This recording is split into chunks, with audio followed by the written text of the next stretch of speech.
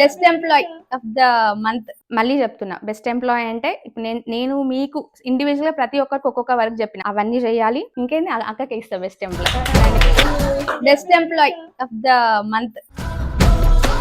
అందరికి తెలుసు ఎంత రెస్పాన్సిబుల్ అక్క వర్క్ చేసుకుంటది. మీరు కూడా అట్లా చేసుకోవాలి. అంటే 8 కి రమ్మని కూడా నేను చెప్పాను. పోయేటప్పుడు కూడా అక్క మీరు ఈ టైంకి పోండి అని నేను ఎప్పుడు చెప్పాను. వాళ్ళ పని చూసుకొని వాళ్ళు ఆ టైం వరకు ఉండి వెళ్తారు.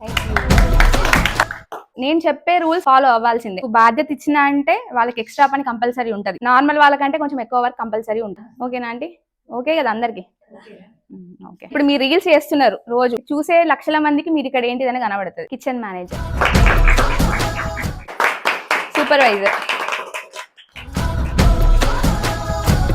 కిచెన్ మేనేజర్ అంటే కిచెన్ అంటే టేస్ట్, ప్రతి ఒక్క ప్రోడక్ట్ మీ బాధ్యతనే.